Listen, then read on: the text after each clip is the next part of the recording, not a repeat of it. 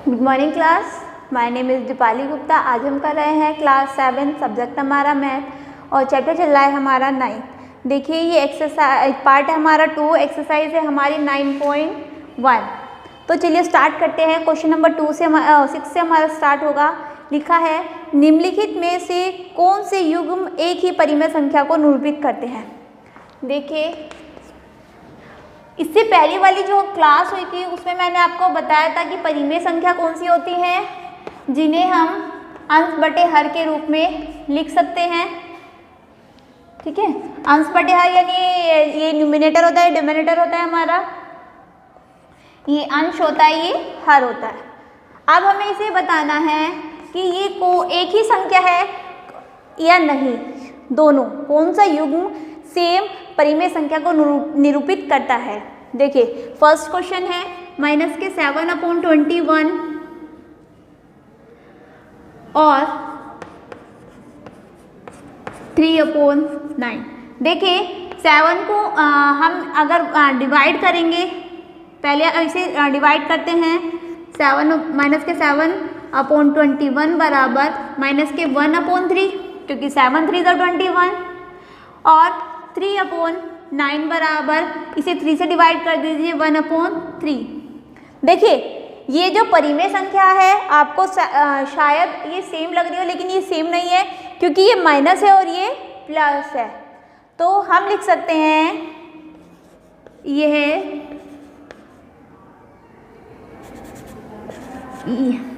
ये दोनों एक परिमेय संख्या नहीं है, या ये संख्याएं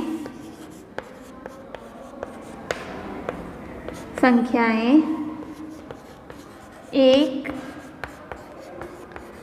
परिमेय संख्या को निरूपित नहीं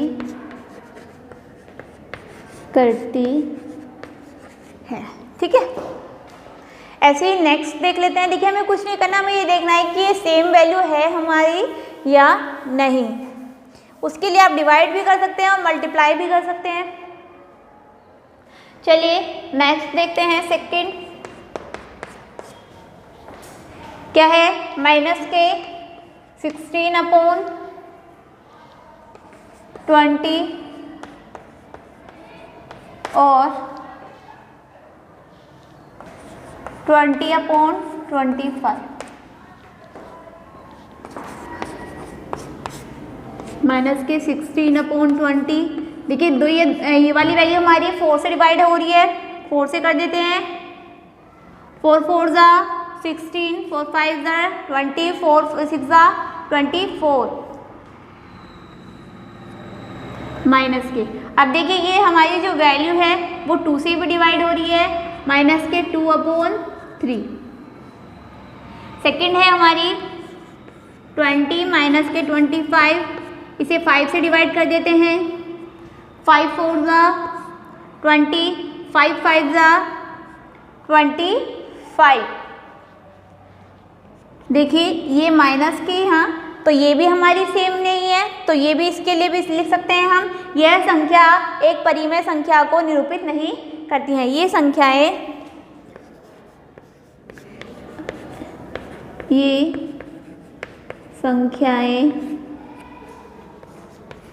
एक परिमेय संख्या को निरूपित नहीं करती है। अब देखिए नेक्स्ट है हमारा क्वेश्चन नंबर 3।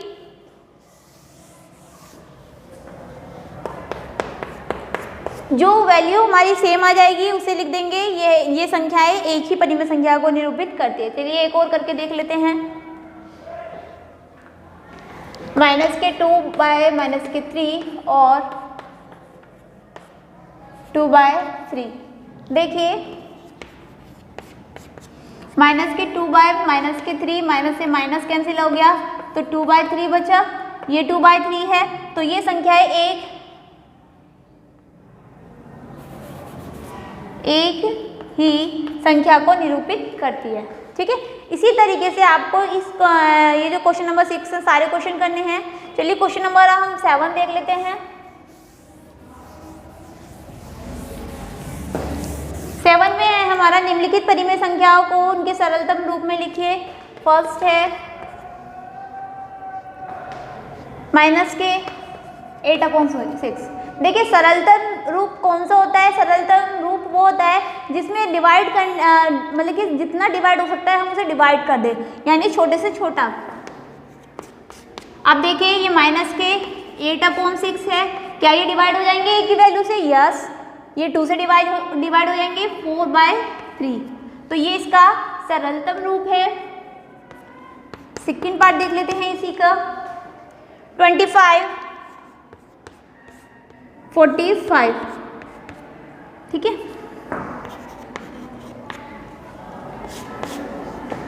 25, 45, देखिए ये 5 से डिवाइड हो जाएंगे। 5 5 25 और 5 9 45। अब इससे ज़्यादा हम इसे छोटे टुकड़ों में नहीं कर सकते क्योंकि कोई भी ऐसी वैल्यू नहीं है जो 5 को और 9 को डिवाइड करे, तो ये हमारा सरलतम रूप है। इसी तरीके से बाकी के क्वेश्चन आप कर लोगे। अब है हमारा क्वेश्चन नंबर 8।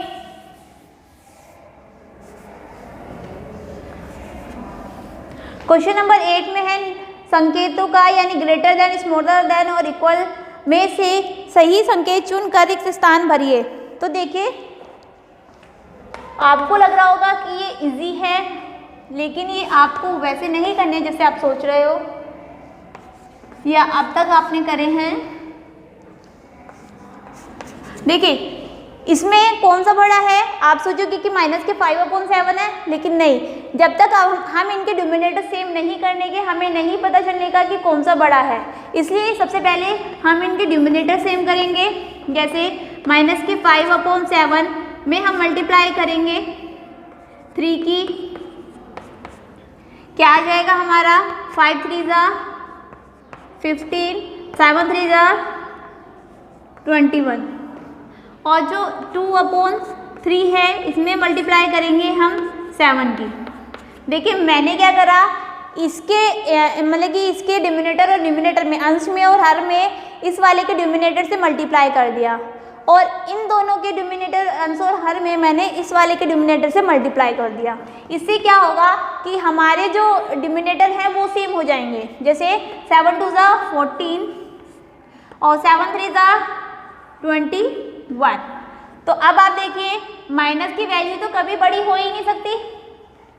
कौन सी बड़ी है? 14/21, तो ये हमारा बड़ा हो गया। क्लियर है?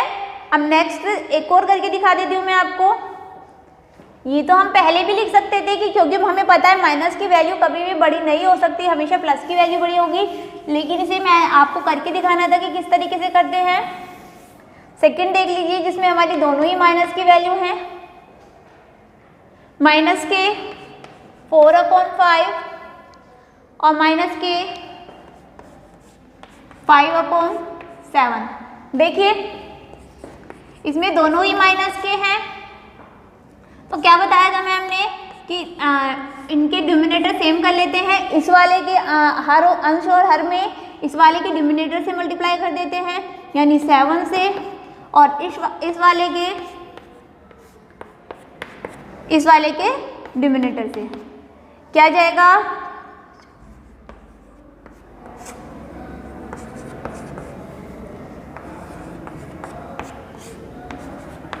देखिए एक आ गया माइनस के 28/35 और एक आ गया आपका माइनस के 25/35। तो आप बताइए कौन से बड़े हैं? 28 वाला बड़ा है, तो ये हमारा बड़ा हो गया। आप चाहो तो इस फॉर्म में भी लिख सकते हो। ठीक है, चलिए बाकी के क्वेश्चन इसी तरीके से करने हैं आपको। सबसे पहले क्या करना है, इनके डिनोमिनेटर सेम करनी है, फिर देखना है कि कौन सा बड़ा है कौन सा छोटा। क्वेश्चन नंबर 9 पे हम आ जाते हैं। इसी तरीके से है वो।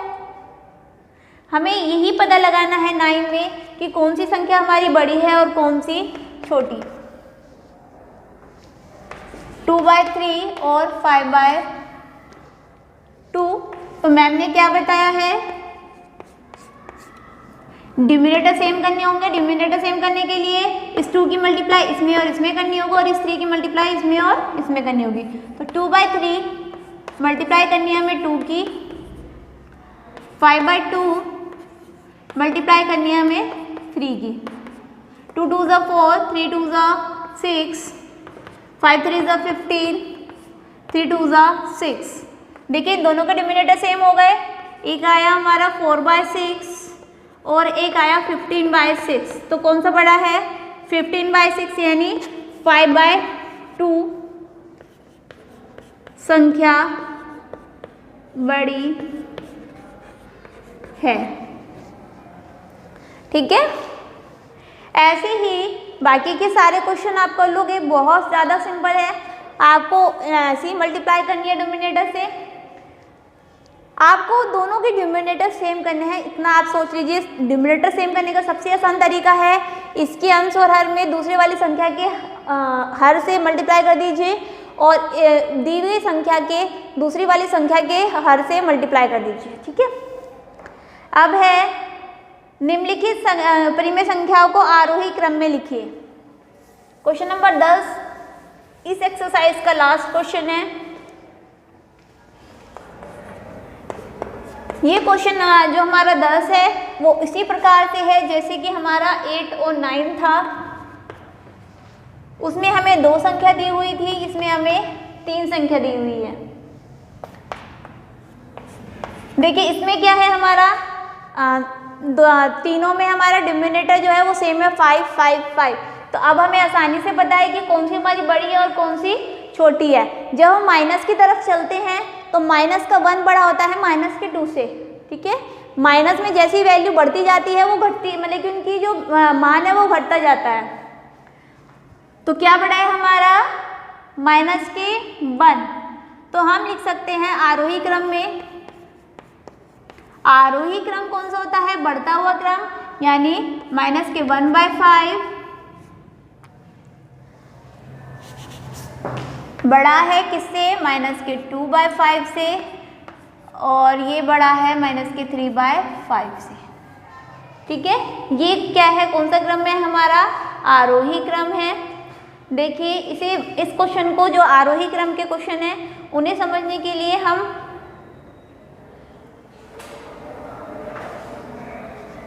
एक बार दोबारा से दूसरा क्वेश्चन कर लेते हैं। आप चाहो तो इसे इस तरीके से भी लिख सकते हो, माइनस के 3/5 बड़ा है क्या, माइनस के 2/5, और इससे बड़ा क्या है, माइनस के 1/5। क्योंकि हमने ये अवरोही क्रम में सबसे बड़ा फिर छोटा छोटा लिख दिया, आरोही क्रम में लिखना है सबसे बड़ा उससे छोटा और उससे छोटा। आप देखिए क्वेश्चन नंबर 2, 1/3 माइनस के 2/9 माइनस के 4/3।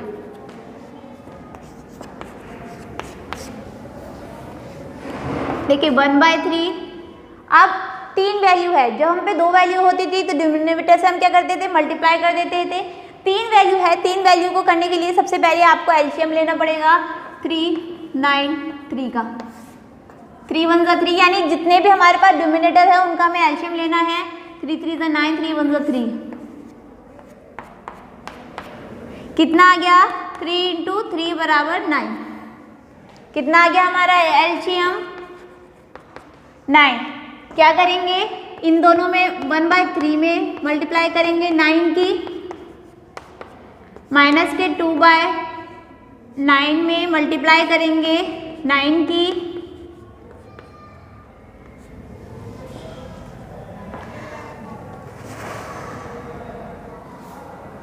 देखिए इसमें नहीं करेंगे,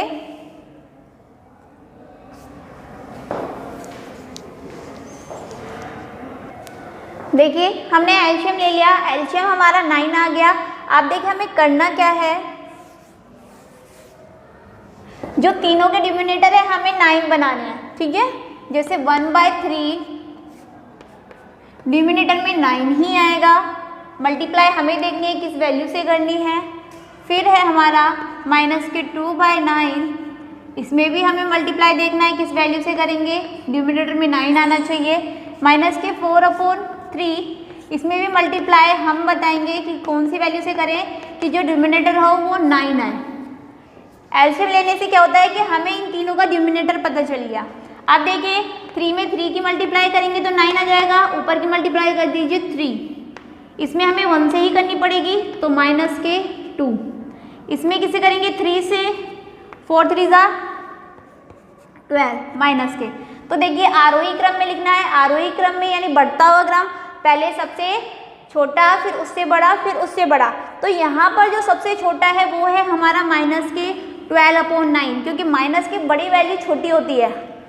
फिर है हमारा -2/9 और उसके बाद सबसे बड़ी वैल्यू है हमारी 3/9, क्योंकि ये बड़ी इसलिए है क्योंकि ये प्लस की है। सबसे पहली बात जो हमारी 3/9 है यानी 1/3 है वो बड़ी किस लिए है, क्योंकि वो प्लस की है। तो अब आप इनके जो मूल रूप है उसमें लिख सकते हैं, जैसे 12/9 क्या है हमारा -4/3, -2/9 हमारा 2/9 ही है, और ये क्या है हमारा 1/3। ऐसे ही जो इसका नेक्स्ट क्वेश्चन है वो आप कर लोगे। देखिए एलसीएम लोगे, एलसीएम लेके क्या आ जाएगा हमारा 28 देखिए 7 2 और 4 का एलसीएम लेंगे तो 2 1 2 2 2 4 2 7 1 1 और 7 2 14 14 2 28, यानी एलसीएम बराबर 2 × 2 × 7 बराबर 28। 28 जब एलसीएम आ जाएगा हमारा 28 एलसीएम के बाद आपको पता चल गया कि ये जो डिनोमिनेटर है इसमें 28 आना है। क्या आना है 28 आना है दूसरे वाले में। तो आपको मल्टीप्लाई अपने अकॉर्डिंग करनी है कि कितने में कितने से मल्टीप्लाई करें कि 28 आ जाए। क्लियर? तो चलिए आज के लिए इतना ही, ये एक्सरसाइज हमारी यहीं ख़त्म होती है। Thank you.